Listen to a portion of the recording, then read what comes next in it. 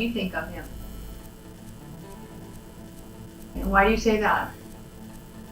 That's the big thumbs down. You didn't like it. So mean to me and all of them. He's mean to everybody? Yes, he is. Anybody try to stop him? Can't stop him. It sounds like somebody had to stop him, or I did. I did. I was guilty. somebody had to stop him. I did. Okay, so Is he dead? you tell me. Gotta be dead. You think he's dead? I hope so. Did he say anything to you? Grandma, I love you. So, He said that to you? yeah. After you shot him, he said, Grandma, I love you? Yeah. God damn. Did you check to see if he was dead? I didn't care. Is he dead? He did. Oh, thank you, thank you, thank you, thank you, thank you. Oh boy, oh boy. Oh God. I wanted to. 그녀의 손녀도 할머니를 보러 왔습니다. Oh, honey. Don't kiss me. No, you killed my dad. 요란한 총성이 문이 닫힌 집안에서 고요함을 관통합니다. 그리고 이어서 한 남자가 필사적으로 도움을 청하는 소리가 들립니다. 수많은 총성이 울려 퍼졌기 때문에 순식간에 911에는 여러 전화가 걸려옵니다.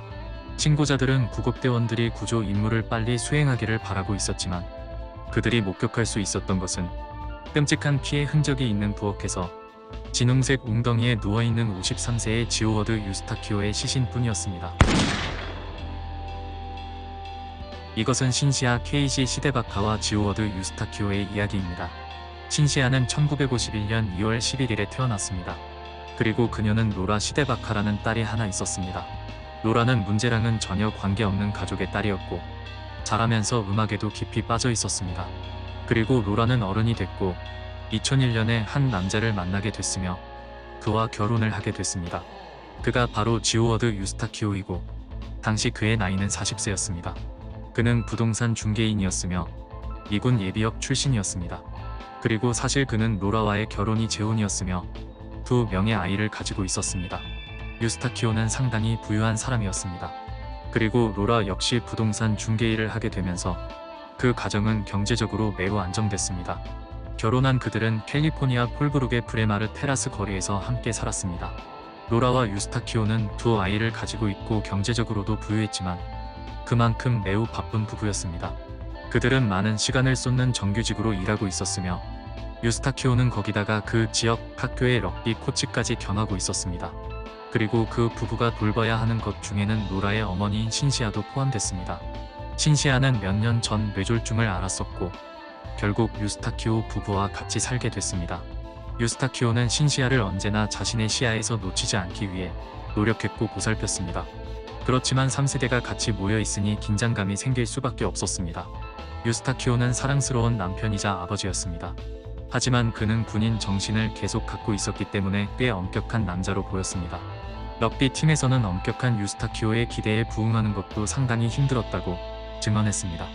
그의 아들들은 아버지가 아이들이 잘 되기를 바라는 마음으로 그런 행동을 했다고 말합니다. 하지만 신시아는 유스타키오와는 완전 정반대의 성격을 가진 사랑스러운 할머니로 불렸습니다. 2 사람은 정치적인 이야기부터 아이들을 가르치는 방법까지 하나부터 10가지 의견 충돌이 있었습니다. 2013년 11월에 신시아의 팔에 멍이 있는 것을 보게 된 후 그들은 신시아를 모시고 살기로 결정했습니다. 사실 그 멍은 유스타키오가 만들었을 것이라는 주장도 있었습니다. 왜냐하면 로라가 결혼한 2001년부터 2014년까지 2 사람은 계속 신경전을 벌였기 때문입니다. 서로에 대한 적대감이 언제 터질지도 모르는 상황이 계속됐습니다. 평소에 집 주변에서 신시아는 자주 담배를 피웠는데 특히 그의 아이들 주변에서 흡연을 할 때 유스타키오는 정말 싫어했습니다. 어느 날은 신시아가 흡연을 하고 있을 때 정원에 물을 주던 유스타키오가 그것을 발견하고 신시아에게 물을 뿌려 흠뻑 젖게 했다고 신시아의 조카 딸이 증언했었습니다. 2014년 2월 11일 화요일 오전 8시 화창했던 이날은 신시아의 63번째 생일이었고 공교롭게도 그녀의 손녀의 스펠링 대회 날이었습니다. 오늘만큼은 그들이 신경전을 가져서는 안 되는 축제와도 같은 날이었습니다. 신시아가 생일과 손녀의 대회 참가에 맞게 옷을 갖춰 입은 뒤에 사건이 시작됩니다. 유스타키오는 그녀가 거렁뱅이처럼 보인다고 말하면서 그녀의 외모에 대해서 불평을 쏟아냈다고 합니다. 사위의 헛소리에 지금까지 참아왔던 그녀의 인내심은 끝을 맺었습니다. 그녀는 곧바로 권총을 가져왔고 뒷마당에 앉아있던 유스타키오를 향해 쐈습니다. 그는 먼저 등에 5발을 맞게 됐고 바닥에 쓰러져 그녀에게 자비를 구했습니다. 하지만 그녀는 5발로는 화가 풀리지 않았고 리볼버에 다시 재장전을 하기 위해 차로 돌아갔습니다. 이 틈에 부상을 입은 유스타키오는 부엌으로 기어 들어가서 문을 잠갔습니다. 하지만 신시아는 창문을 통해 총을 발사했고 결국 유스타키오는 목숨을 잃게 됐습니다. 총 15발 중 무려 12발이나 명중시킨 것입니다. 아무리 미워하는 사람이라도 목숨을 앗아가게 된다면 자책감이 들 것입니다. 하지만 신시아는 전혀 그렇지 않았습니다. 사위의 축 늘어진 몸은 부엌 바닥에 내팽겨두고 아무 일도 없었던 것처럼 그녀는 자신의 생일을 자축했습니다. 그리고 카지노에 가서 도박을 하였고 오후 3시에 그녀가 가장 좋아하는 카페에서 형사들에 의해 연행되게 됐습니다. 결국 신시아는 1급 살인 혐의로 연행됐습니다. 그녀가 유스타키오를 살해하기 위해 준비한 기간은 단 3주였습니다. 3주 동안 그녀는 사격장에서 총기 사용법을 배웠고 배심원단은 그녀가 살인을 하기 위해서 훈련했다는 결론에 도달했습니다. 정신과 전문가들은 그녀가 뇌졸중을 앓았었지만 매우 이성적이고 건강하다고 밝혔습니다. 신시아는 법정에 출두했을 때 자신의 결백을 주장했고 무죄를 주장했습니다.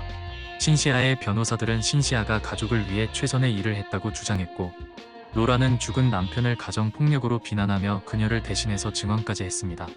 신시아는 1급 살인죄로 유죄 판결을 받았고 배심원단은 50년형을 선고했습니다. 신시아는 현재 마데라 카운티 차우칠라에 있는 중앙 캘리포니아 여성시설에 수감되어 있으며 2039년에 석방될 예정입니다. 13년의 불화를 끝냄으로써 그녀는 손주들로부터 아버지를 떼어놓았고 딸로부터 남편을 떼어놓게 됐습니다. 경찰과의 초기 인터뷰를 통해 그녀의 행동을 보았을 때 실제로 유스타키오가 가족들을 학대했는지는 모르지만 그녀는 마땅히 남은 인생 동안 감옥에 있어야 할 것입니다. 유죄 판결을 받은 후 유스타키오의 여동생은 15번의 격발을 생각하며 그와 그의 가족의 사진 15장을 꺼냈습니다. 이 모든 사진들은 그와 그의 가족, 그리고 그의 삶에 대한 사랑을 보여줍니다 라고 말했습니다. 그녀와 딸의 진술은 진실일 수도 있고 거짓일 수도 있습니다. 만약 사실이라면 신시아는 가족들을 위해 희생한 것이 맞고 거짓이라면 그저 분노에 사로잡혀 목숨을 앗아간 범죄자일 뿐일 것입니다. 여러분의 생각은 어떤가요?